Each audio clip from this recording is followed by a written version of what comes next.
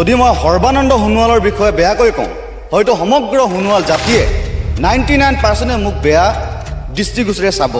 কিন্তু আচল কথা জানিলে সকলোৱে নিজৰ দৃষ্টিভংগী হয়তো সলনি কৰিবলৈ বাধ্য হ'ব।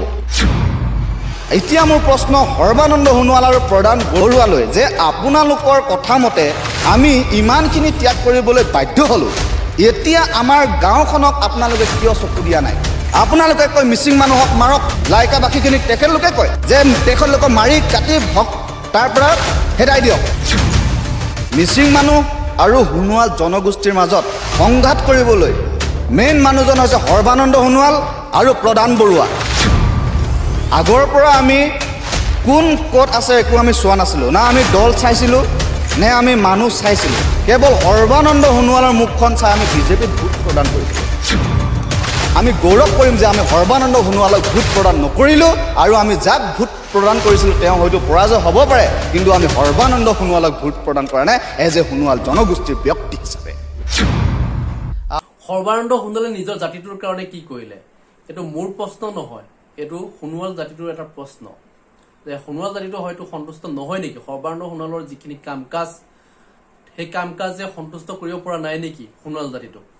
হয়তো সোণোৱাল জাতিটোক ক'ৰবাত আঘাত দিছে নেকি? এনেকুৱা এটা প্ৰশ্ন উত্থাপন হৈছে, যিহেতু নিৰ্বাচনলৈ মাত্ৰ কেইটামান দিন বাকী, আৰু এই নিৰ্বাচনৰ প্ৰাক মুহূৰ্তত যিখিনি এই মন্তব্য আহি পৰিছে, সোণোৱাল জাতিৰ যিখিনি সমাজ সেৱক আছে, কৰ্মী আছে, যিসকলে সমাজৰ কাৰণে কাম কৰি আহিছে, সেইসকলৰ যিখিনি মন্তব্য আমি ইতিমধ্যে ছচিয়েল মিডিয়াত পাই আহিছোঁ। কিন্তু তাৰে মাজৰে বাবুল সোণোৱাল নামৰ এই ব্যক্তিগৰাকীয়ে যিখিনি মন্তব্য প্ৰকাশ কৰিছে, এই মন্তব্যখিনি আপোনালোকক শুনাম। কাৰণ তেখেতে যিখিনি কথা কৈছে এইখিনি যদি সঁচা হয়, তেতিয়াহ'লে সৰ্বানন্দ সোণোৱালক এইখিনি কথাই তেখেতৰ ভোটৰ ক্ষেত্ৰত কিছু প্ৰভাৱ নেপেলাবনে?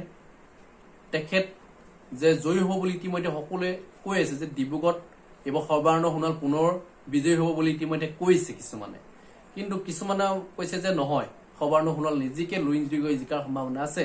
কোন জয়ী হয় এইটো সময় লক্ষণীয় হ'ব, কাৰণ বৰ্তমান যিখন আমি ছবি দেখা পাই আছো, সেই ছবিখন চাই পেলাই আমি ধৰিব পৰা নাই যে তাত মনোজ ধানৰে যিটো প্ৰতিনিধিত্ব কৰিছে। গতিকে ভোটখিনি ইফাল সিফাল হ'ব, কিছু মানে ভোট বিজেপি ভোট ফালিব, মনোজ ধানৰে ফালিব, কিছু কংগ্ৰেছৰ ভোট ফালিব।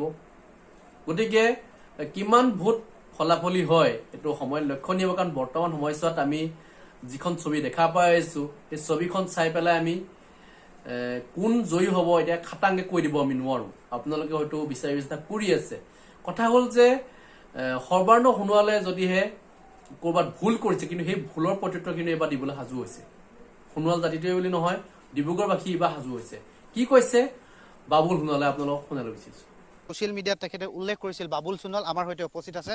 প্ৰথমতে মই গোটেই কাহিনীটো আপোনাৰ পৰা জানিবৰ কাৰণে বিচাৰিম, কিন্তু তাৰ প্ৰাক মুহূৰ্তত যে সৰ্বানন্দ সোণোৱাল বা প্ৰদান বৰুৱা বা সোণোৱাল কছাৰী অট'নমাছ কাউন্সিলক আপোনালোকৰ সেই গাঁৱৰ যিটো উচ্ছেদ অভিযান, সেই উচ্ছেদ অভিযানটো কেনেকৈ আৰম্ভ হৈছিল, আৰু সৰ্বানন্দ সোণোৱাল কছাৰী অট'নমাছ কাউন্সিল আৰু প্ৰদান বৰুৱাই আপোনালোকক কেনেকুৱা ধৰণৰ আচলতে সহযোগিতা কৰিছিল বা নকৰিছিল, সেই কথাখিনি অকণমান জানি ল'ব বিচাৰিছোঁ। হয়, প্ৰথমতে মই আপোনালোকক ধন্যবাদ জ্ঞাপন কৰিছোঁ যে আপোনালোকে ইমান সুন্দৰভাৱে আমাৰ মনোভাৱ আপোনালোকে আমাৰ সমাজৰ আগত আনি ধৰিব বিচাৰিছে। মই প্ৰথমতে এতিয়া এই মুহূৰ্তত যদি মই সৰ্বানন্দ সোণোৱালৰ বিষয়ে বেয়াকৈ কওঁ, হয়তো সমগ্ৰ সোণোৱাল জাতিয়ে 99% মোক বেয়া দৃষ্টিগোচৰে চাব। কিন্তু আচল কথা জানিলে সকলোৱে নিজৰ দৃষ্টিভংগী হয়তো সলনি কৰিবলৈ বাধ্য হ'ব। কিয়নো আমাৰ গাঁওখন একেবাৰে অৰুণাচলৰ সীমান্তত, একেবাৰে সীমান্তত, য'ত নেকি অৰুণাচল নে অসম আজিলৈকেও মানে অসম চৰকাৰে মানে এইখিনি স্পষ্টীকৰণ দিবলৈ পৰা নাই। কিন্তু 1999 চনত আমাক গাঁওখনক সংস্থাপন দিলে অসম চৰকাৰে, আৰু 1999 চনত সংস্থাপন দিলে কেৱল এবিঘা মাটি, তাকো এটা নদীৰ দ্বীপত। তাৰ পাছত আমাৰ গাঁৱৰ ৰাইজে ক'লে যে সেইখিনি মাটিত, এবিঘা মাটিত আমি খেতি বাতি কৰি কেনেকৈ জীৱিকা নিৰ্বাহ কৰিম। তাৰ পাছত চৰকাৰে ক'লে, প্ৰশাসনৰ মানুহে, যে এই ওচৰতে থকা টাপু বুলি কয়, টাপু বুলি এতিয়া বিখ্যাত, য'ত এতিয়া নেকি লাইকা মানুহখিনি সংস্থাপন দিবৰ কাৰণে যা যোগাৰ কৰা হৈছে, সেই মাটিখিনিতে আপোনালোকে খেতি বাতি কৰি খাই থাকক। ঠিক আছে। তেতিয়া আমাৰ গাঁৱৰ মানুহ আজিলৈকে শিক্ষিত এজনো নাই, গতিকে লিখিতভাৱে একো এটা প্ৰমাণ পত্ৰ নাপালে, গতিকে সেনেকৈ খাই মেলি আহি আছিলে। তাৰ পাছত কি হ'ল, 2014 চনত অৰুণাচলৰ প্ৰশাসনে আমাক নটিচ দিলে যে এইখিনি মাটি অসম চৰকাৰৰ নহয়, এইখিনি মাটি আমাৰ, গতিকে এইখিনি মাটিত আপোনালোকে ইয়াৰ পৰা উঠি গুচি যাওক। আমি কিন্তু অলপো ভ্ৰূক্ষেপ নকৰিলোঁ আৰু অৰুণাচলৰ প্ৰশাসনৰ লগত সুন্দৰভাৱে আলোচনা কৰি অলপ সংঘাত হৈছিল, কিন্তু সেই সংঘাত নেওচি আলোচনাৰ মাধ্যমেৰে সেই কৃষিভূমিখিনি আমাৰ অসমৰ বুলি দাবী কৰি আমি তাত খেতি বাতি কৰি খাই আহিছিলোঁ। কিন্তু তাৰ পিছৰ পৰ্যায়ত যেতিয়া এই যোৱা ইলেকশ্যন হ'ল, হিমন্ত বিশ্ব শৰ্মা যেতিয়া মুখ্যমন্ত্ৰীৰ কাৰণে শপত গ্ৰহণ কৰিলে, সেই নিৰ্বাচনৰ আগমুহূৰ্তত সৰ্বানন্দ আছিলে আমাৰ অসমৰ মুখ্যমন্ত্ৰী। তেখেতে মাজুলীৰ পৰা প্ৰতিনিধিত্ব কৰে আৰু তেতিয়া তেখেতে ক'লে কি লাইকা মানুহখিনি সংস্থাপনৰ কাৰণে সমগ্ৰ অসমতে এটা আন্দোলন হৈছিলে আৰু আমিও সেই আন্দোলনত জড়িত হৈছিলোঁ যে লাইকাবাসীৰ মানুহসকল, দধিয়াবাসীৰ মানুহসকল সংস্থাপন পাব লাগে। আৰু সেই সূত্ৰে আমাৰ সৰ্বানন্দ সোণোৱালে দিগন্ত শইকীয়া আমাৰ সেই সময়ৰ তিনিচুকীয়া জিলাৰ DC আছিল। তেখেতৰ সূত্ৰে সোণোৱাল কছাৰী ছাত্ৰ সন্থাৰ পৰা আমাৰ গাঁওখনলৈ এটা বাৰ্তা প্ৰেৰণ কৰিলে যে লাইকা মানুহখিনিক কেৱল কেই মুহূৰ্তৰ বাবে ইলেকশ্যন হৈ যোৱালৈকে তাত থাকিবলৈ কাৰণে কেইটা অকণমান মাত্ৰ ঠাই দিয়া। ঠিক আছে, আমাৰ সৰ্বানন্দ সোণোৱাল আমাৰ নিজৰ মানুহ, দিগন্ত শইকীয়া সোণোৱাল DC আমাৰ নিজৰ মানুহ, গতিকে আমি তেখেতলোকৰ কথা শুনিম। আৰু সেই সূত্ৰে আমি যিখিনি আমি খেতি বাতি কৰি আছিলোঁ তাৰ কাষত যোনখিনি মাটি খালী আছিলে, হাবিও আছিলে অলপ, আমি সকলোৱে গাঁৱৰ ৰাইজে হাবি বন চফা কৰি লাইকা মানুহখিনিক তাতে বহিবৰ কাৰণে ঠাইখিনি আমি যোগাৰ কৰি দিলোঁ। তাৰ পাছত DCয়ে নিৰ্দেশ মতে ডিগবৈ সংমণ্ডলৰ DFOই এটা JCB লগাই এটা সীমা নিৰ্ধাৰণ কৰি দিলে যে এইখিনিৰ পৰা লাইকা মানুহখিনি এইফালে নাযায় আৰু চৰকাৰৰ প্ৰশাসনেও আমাৰ নামফাই অৰুণোদয় সোণোৱাল গাঁৱৰ কৃষিভূমিত কোনো ধৰণৰ উচ্ছেদ নকৰে বা হাত নিদিয়ে। কিন্তু তাৰ পিছৰ পৰাই যেতিয়া ইলেকশ্যন হ'ল, সৰ্বানন্দ সোণোৱালৰ CMৰ পদ গ'ল, হিমন্ত বিশ্ব শৰ্মা চৰকাৰৰ গঠন হ'ল, তাৰ পিছৰ পৰা আমাৰ প্ৰশাসনে ইমানভাৱে অত্যাচাৰ কৰিলে যে যেতিয়াই যায় খৰালি দিনত যায় গোটেই গাড়ী আমাৰ শাক পাচলি কাটি থৈ আহে, ঘৰ দুৱাৰবোৰ এইবোৰ কাটি থৈ আহে। যদি মানুহে তাত খেতি বাতি কৰি থাকে চৰকাৰে কয় যে আপোনালোকে ইয়াৰ পৰা যাওক, নহ'লে আপোনালোকক গুলিয়াই দিম বুলি কয়। আমাৰ মানুহে প্ৰশ্ন হ'লে কেলে আপোনাক গুলিয়াব? তাৰপিছত আমাক য'ত যি কৰি থাকে সেইবোৰ কাটি ছিঙি থৈ কিনে গুচি আহে। তাৰপাছত এনেকৈ সময় গ'ল। তাৰপাছত ডিগবৈ সংমণ্ডলৰ DFOই কয় কি আপোনালোকৰ ইয়াত ঘৰ নাই। মানে এই বাৰ্তাটো আহিছে প্ৰধান বড়ো আৰু সৰ্বানন্দ সোণোৱালৰ পৰা। তেখেতলোকক এনেকৈ কওক যে তাত ঘৰ নাই আৰু এইখিনি মাটি উচ্ছেদ কৰা হ'ব বা লাইকা মানুহখিনিক সংস্থাপন দিয়া হ'ব। আৰে ঘৰ নাই। তাৰপিছত আমাৰ এগৰাকী মহিলা, এটা সন্তান আৰু এজন তেখেতৰ স্বামী, কেৱল মাত্ৰ ঘৰ পাতি 6 মাহ নাই হোৱা হাতীয়ে এনেভাৱে নৃশংসভাৱে সেই মাতৃগৰাকীক হত্যা কৰিলে যে তেখেতৰ মাথা ক'ৰবাত, হাত ক'ৰবাত, বুকুৰ স্তন ক'ৰবাত, ভৰি ক'ৰবাত, চুলি ক'ৰবাত, এনে নৃশংসভাৱে হত্যা কৰিলে। যেতিয়া আমি তাৰ প্ৰাপ্য বিচাৰি প্ৰশাসনৰ ওচৰত গ'লোঁ যে সেইখিনি এৰিয়া আমাৰ অঞ্চলত নপৰে বুলি তেখেতলোকে আমাক সকীয়নি দিলে যে আমি আমাৰ প্ৰাপ্য আমাৰ অসম চৰকাৰৰ পৰা দিবলৈ নোৱাৰোঁ। আমাৰ প্ৰশ্ন, যদিহে সেইখিনি অসম চৰকাৰৰ সীমাত নপৰে তেখেতলোকে উচ্ছেদ কৰিবলৈ ক'ৰ পৰা সাহস পালে? 2005 কয় যে 2006 কয় যে 2005ৰ পৰা যিসকল জনগোষ্ঠীৰ লোক, জনজাতি লোক যিকোনো এৰিয়াত খেতি বাতি কৰি যদি খাই থাকে সেইখিনি মাটি সম্পূৰ্ণৰূপে তেওঁলোকৰ অধিকাৰ হয়। কিন্তু তেখেতলোকে আমাৰ সেই আইনখন বঞ্চিত কৰি অসম চৰকাৰে আমাক উচ্ছেদ কৰিলে যোৱা 2016 জুনত 2023 বৰ্ষত। তাৰপাছত আমি যদি আমাৰ অধিকাৰৰ বিষয়ে কওঁ, আমাৰ কৃষিৰ ভূমিৰ পৰাই আমাক টানি আনি চুচৰাই গোটেই থানাই থানাই পলুৱাই লৈ ফুৰে। আচৰিত কথা যে প্ৰথমতে মোক সেইদিনাখন আটক কৰিছিলে, প্ৰথমতে ভৰালে লেখাপানী থানাত, তাৰপাছত ভৰালে মাৰ্ঘেৰিটা থানাত, তাৰপাছত ভৰালে ডিগবৈ থানাত। মই আচৰিত, আৰে মোক মানে কি কৰিবলৈ গৈ আছে? এটা মানে মোৰ মনত ভয় ভাবো এটা আহিছিলে যে মানে পলুৱাই ফুৰিছে মানে কেলেই? আচৰিত। এতিয়া মোৰ প্ৰশ্ন সৰ্বানন্দ সোণোৱাল আৰু প্ৰধান বৰুৱালৈ যে আপোনালোকৰ কথা মতে আমি ইমানখিনি ত্যাগ কৰিবলৈ বাধ্য হ'লোঁ, এতিয়া আমাৰ গাঁওখনক আপোনালোকে কিয় চকু দিয়া নাই? আপোনালোকে কয় মিচিং মানুহক মাৰক, লাইকাবাসীখিনিক তেখেতলোকে কয় যে তেখেতলোকক মাৰি কাটি তাৰ পৰা খেদাই দিয়ক। আৰে আমি মাৰি কাটি কেনেকৈ তেখেতলোকক খেদাম? মিচিং জনগোষ্ঠী, সোণোৱাল জনগোষ্ঠী অতীতৰ পৰা এটা ভাতৃত্ববোধ সম্বন্ধৰ লগত জড়িত হৈ আছে, এটা এনাজৰি আছে।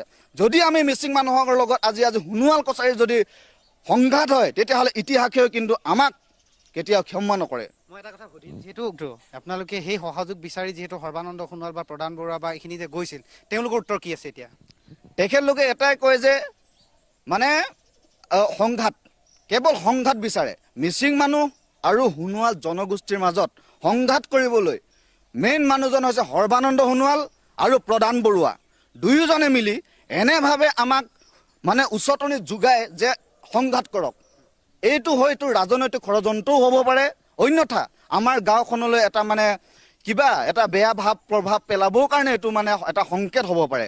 কিয়নো ইমান ধুনীয়াকৈ তেখেতলোকৰ ইমান অসমত ইমান মাটি অবৈধভাৱে বহুতো লোকে দখল কৰি আছে, সেই মাটিটো হয়তো লাইকাবাসীক সংস্থাপন দিব পাৰিলেহেঁতেন। কিন্তু কিয় আমাৰ সোণোৱাল জনগোষ্ঠী যি 1999 চনৰ পৰাই সেই কৃষিভূমিত খেতি বাতি কৰি খাই আছিলে, সেই মাটিতেই যে তেখেতলোকক সংস্থাপন দি সোণোৱাল কছাৰী, আমি মৰাণ জনগোষ্ঠী, মেচ কছাৰী আৰু ৰাভা জনগোষ্ঠী, যিখনে আমি 1999 চনৰ পৰা সেই গাঁওখনত সেই কৃষিভূমিত খেতি বাতি কৰি খাই আছোঁ, সেই মাটিতে কেলে সংস্থাপন দি আমাৰ লগত সংঘাত কৰিব বিচাৰিছে?